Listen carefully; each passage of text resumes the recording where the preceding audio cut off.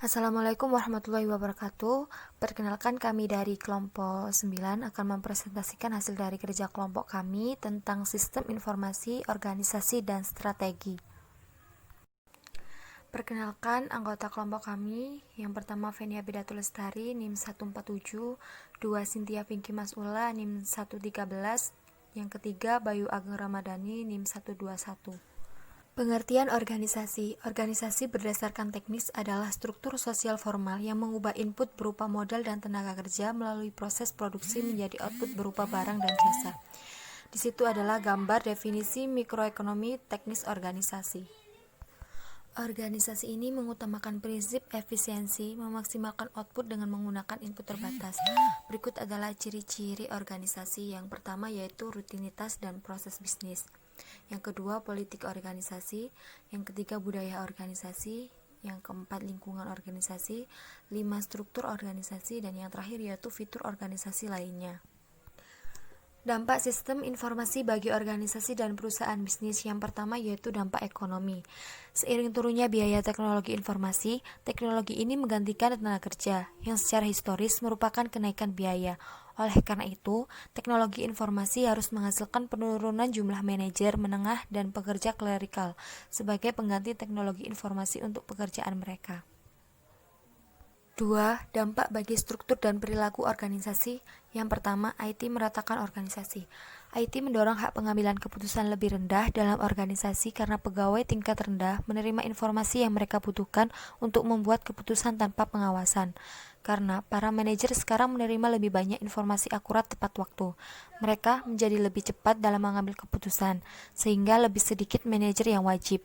Biaya manajemen menurun sebagai persentase pendapatan, dan hierarki menjadi jauh lebih efisien. 2. Organisasi pasca industri. Dalam masyarakat pasca industri, otoritas semakin bergantung pada pengetahuan dan kompetensi dan tidak hanya pada posisi formal. Oleh karena itu, bentuk organisasi rata karena pekerjaan profesional cenderung mengelola diri sendiri dan pengambilan keputusan harus menjadi lebih terdesentralisasi karena pengetahuan dan informasi menjadi lebih luas di seluruh perusahaan. Terakhir yaitu memahami penolakan organisasi terhadap perubahan. Sistem informasi dapat mempengaruhi siapa yang melakukan apa kepada siapa, kapan, di mana, dan bagaimana dalam sebuah organisasi. Banyak sistem informasi baru memerlukan perubahan dalam rutinitas pribadi dan pribadi yang dapat menyakitkan bagi mereka yang terlibat dan memerlukan pelatihan ulang dan usaha tambahan yang mungkin atau mungkin tidak diberi kompensasi.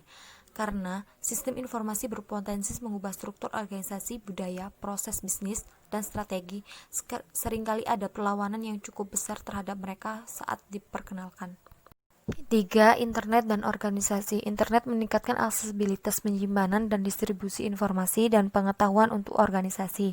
Intinya, internet mampu secara dramatis menurunkan biaya transaksi dan agensi yang dihadapi kebanyakan organisasi. Yang keempat yaitu implikasi untuk desain dan pemahaman sistem informasi.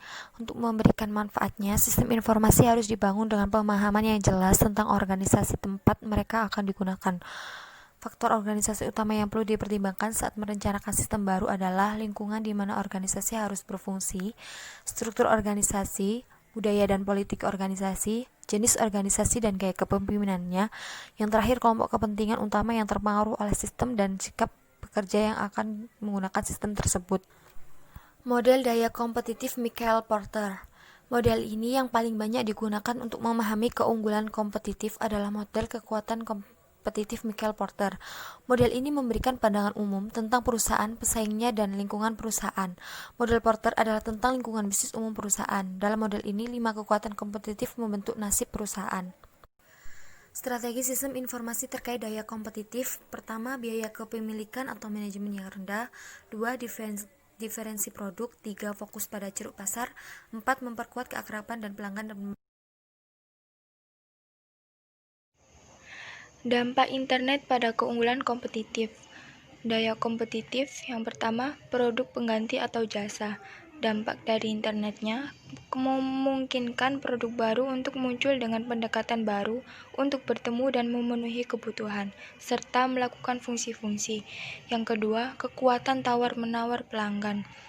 Dampaknya, ketersediaan harga dan informasi produk secara global menggeser daya tawar kepada pelanggan.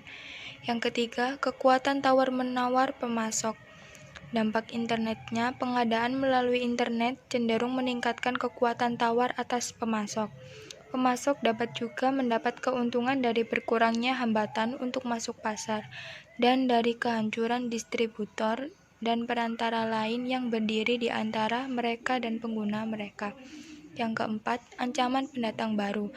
Internet mengurangi hambatan untuk masuk seperti kebutuhan untuk tenaga pemasaran, akses ke saluran, aset fisik, menyediakan teknologi untuk menjalankan proses bisnis yang membuat hal-hal lain lebih mudah untuk dilakukan. Yang terakhir, posisi dan persaingan. Dampak internetnya memperluas pasar geografis, meningkatkan jumlah pesaing. Sinergi, kompetensi inti, dan strategi berbasis jaringan. Sinergi adalah kondisi ketika hasil yang diberikan oleh suatu unit bisnis dapat digunakan sebagai masukan bagi unit bisnis lainnya, atau dua organisasi yang saling berbagi pasar dan keahlian, serta hubungan ini menekan dan menghasilkan keuntungan. Salah satu kegunaan sinergi adalah untuk mengikat kegiatan operasional dari unit bisnis yang terpisah-pisah, sehingga mereka dapat bertindak sebagai satu sama lain. Kompetensi inti. Kompetensi inti adalah aktivitas yang dilakukan perusahaan yang membuatnya menjadi pemimpin berkelas dunia. Secara umum, kompetensi inti bergantung pada pengetahuan yang diperoleh selama bertahun-tahun melalui pengalaman praktik lapangan menggunakan teknologi. Strategi berbasis jaringan. Yang pertama, ekonomika jaringan. Model bisnis berbasis jaringan akan membantu perusahaan secara strategis dengan memanfaatkan keuntungan dari ekonomika jaringan. Yang kedua, model perusahaan virtual. Dikenal sebagai organisasi virtual menggunakan jaringan untuk berhubungan dengan orang-orang, aset, serta ide-ide, memungkinkan bekerja sama dengan perusahaan lain untuk menciptakan dan mendistribusikan barang atau jasa tanpa dibatasi oleh lokasi fisik maupun batas tradisional organisasi. Yang terakhir, ekosistem bisnis adalah istilah lain dari jaringan intra-independen yang dilengkapi secara leluasa oleh pemasok distributor, perusahaan ahli daya, perusahaan layanan transportasi, dan pabrikan teknologi. Menggunakan sistem informasi untuk keunggulan kompetitif atau isu-isu manajemen. Menopang keunggulan kompetitif. Sistem dimaksudkan untuk tujuan strategis, tetapi lebih sering menjadi perangkat untuk menyelamatkan perusahaan yang diwajibkan untuk bertahan di bidang bisnisnya, atau mereka akan menghambat organisasi dalam melakukan perubahan strategis yang penting bagi keberhasilan pada masa depan. Menggandeng TI untuk mencapai tujuan bisnis. Riset mengenai TI dan kinerja bisnis telah menemukan bahwa A. Semakin sukses suatu perusahaan menggandeng TI untuk mencapai tujuan bisnisnya, semakin banyak keuntungan yang diperoleh. B. Hanya seperempat perusahaan yang berhasil menggandeng TI untuk mencapai tujuan bisnisnya. Sekitar 50% dari laba organisasi bisnis dapat diperoleh lewat penyertaan TI dalam melakukan kegiatan bisnisnya. Mengelola transisi strategis. Perubahan sosioteknis mempengaruhi elemen sosial maupun elemen teknik dalam suatu perusahaan yang dapat dianggap sebagai transisi strategis pergerakan antar tingkatan di dalam sistem sosioteknis. Kesimpulan, sistem informasi dan organisasi saling mempengaruhi satu sama lain. Sistem informasi dibangun oleh manajer untuk melayani kepentingan perusahaan.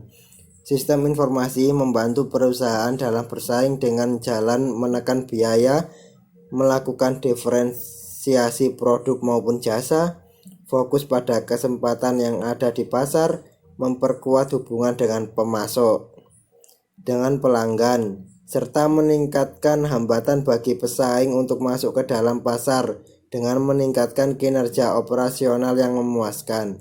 Strategi perusahaan virtual menggunakan jaringan untuk berhubungan dengan perusahaan lainnya sehingga perusahaan tersebut dapat menggunakan kemampuan perusahaan lain untuk membangun, memasarkan, dan mendistribusikan produk maupun jasa.